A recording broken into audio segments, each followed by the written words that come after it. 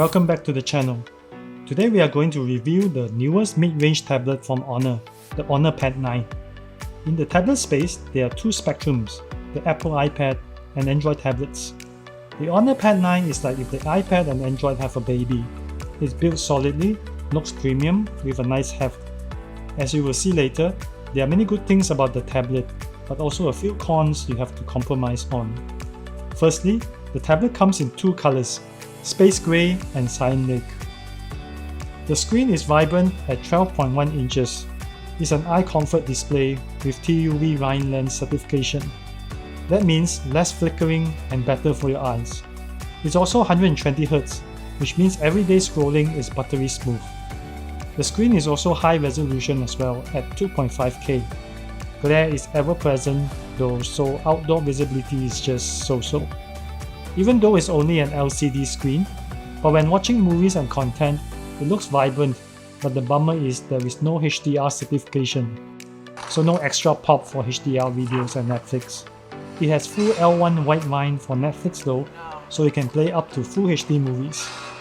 There are 8 surround speakers, 6 at the sides and 2 below, for some immersive sound. Again, the compromise is you don't get Dolby sound of any form. It still sounds decent and clear though, but not a lot of bass going on. You get 8 gigs of RAM and 256 gigs of storage, which is ample for a mid-range tablet at this price. The Snapdragon 6 Gen 1 performance is more than good enough for basic work, social media, web and casual games.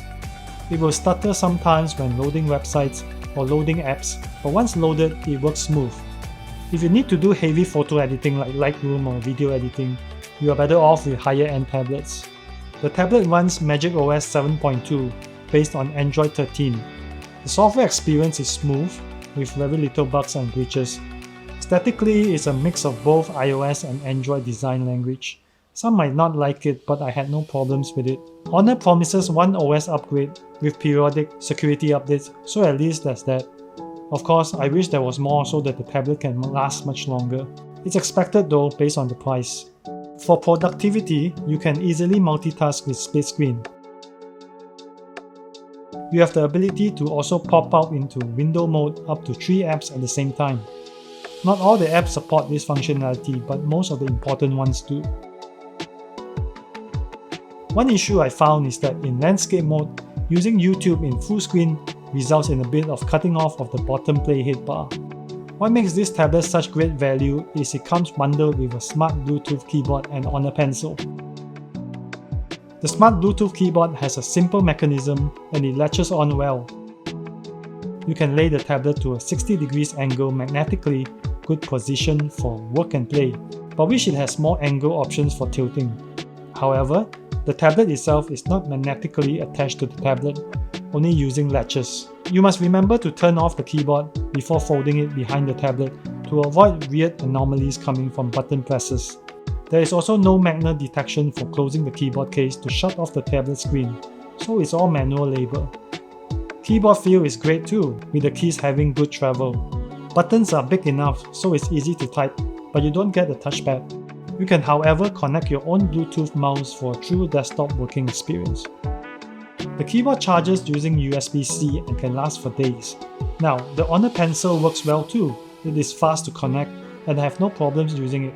Latency is minimal and it has decent pressure sensing. Not as smooth as the Samsung and Apple Pencil, but definitely gets the job done well.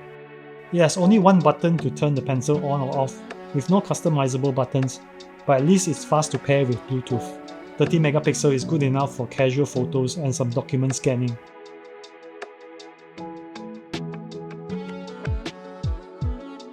Front-facing camera is 8 megapixel with average quality for video conferencing. Battery life is just average. It can last me 2 to 3 days of casual use on a large 8200 mAh battery. With 35 watts charging, it's still quite slow as it charges from 0 to 100% in nearly 2 hours. For 1,499 ringgit for the Wi-Fi model and 1,799 for the 5G, it's a decent value tablet choice. However, with the bundled keyboard and pencil, I can really vouch for its value for someone looking for a decent performing tablet for both work and play. Most other tablets will charge you a decent amount for an additional keyboard and pencil.